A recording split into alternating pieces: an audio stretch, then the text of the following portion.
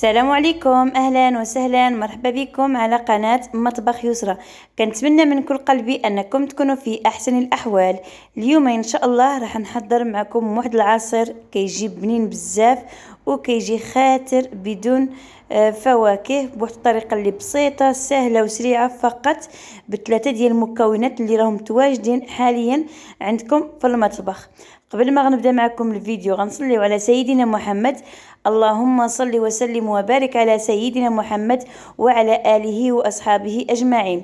إذا راح نبداو على بركة الله بطريقة التحضير، وفي نفس الوقت غادي نعطيكم المقادير. فبسم الله. هنا كناخذ برتقالة واحدة هكايا، كنغسلها مزيان ومن بعد كنشفها وكنحكها في الحكاكه اللي تكون هكا رقيقه. غير حكوا القشره اللي كتكون هكايا ديال الليمون، ما تحكوش القشره اللي كتكون بيضه، باش هكا هاد العصير ما يجيكمش فيه المروره. المهم نتوما تبعوا الفيديو حتى الاخر باش تشوفوا العصير باش محضر، لانه ساهل وسريع وفي نفس الوقت كيجي خاتر. فكتحصلوا على 6 الكيسان بحال هكا، كيكون خاتر صراحه، كيجي بنين بزاف.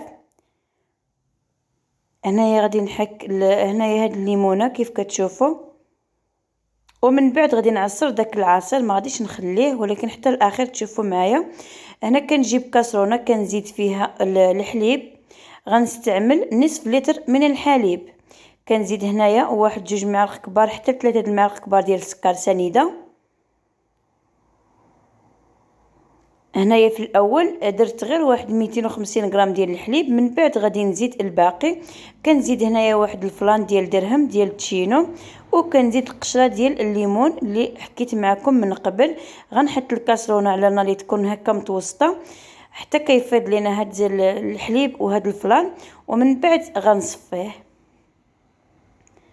الطريقه ديال هاد العصير الصراحه كيجي خاتر وفي نفس الوقت راه ساهل، ماشي شي حاجه اللي صعيبه.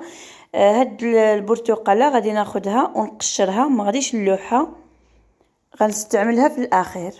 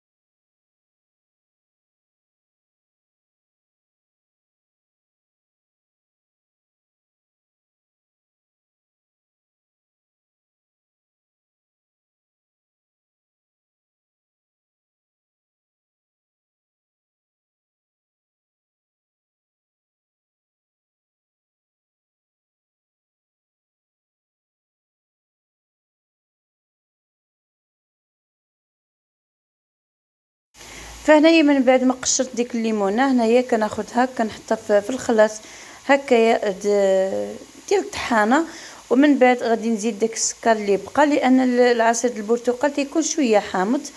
كنزيد كذلك واحد كاس ديال الماء.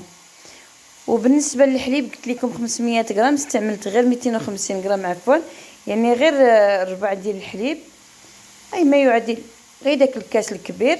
صافي الفلان ديالنا ها هو واجد، راني صفيته. غادي نديرو هنايا في الزلافه، غنخليه حتى كيبرد مزيان، حتى كيبرد ويجمد، ومن بعد غنستعملوه في العصير ديالنا.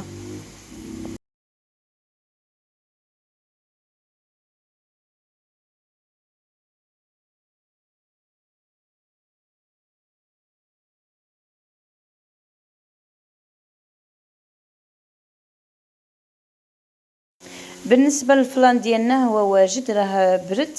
وبالنسبه للبرتقاله اللي قلت لكم في الاول غادي نستعملها، كنطحنها مع واحد نص كاس ديال الماء او كاس ديال الماء بحال هكا، وكنزيد شويه ديال السكر، ومن بعد كنزيد الخليط ديال الفلان، وغادي نعاود انني نطحن مزيان. ومن بعد غتشوفوا معايا الشكل النهائي ديال العصير، كيجي خاتر صراحه، كيجي بنين بزاف. كنصحكم تجربوه بهذه الطريقه، فكنتمنى انه ينال الاعجاب ديالكم وتجربوه ان شاء الله، لانه فعلا كيستحق التجربة. فإلا وصلتوا حد لهنا ما تنساونيش من واحد اللايك فقط للتشجيع وواحد التعليق ديالكم اللي كيفرحني دائما، واخا تحطوا لي غير واحد القليب او نقطة نعرف بلي راكم متبعين القناة. فنخليكم مع فيديو جديد ووصفات جديدة ان شاء الله. دمتم في امان الله وحفظه، والى اللقاء.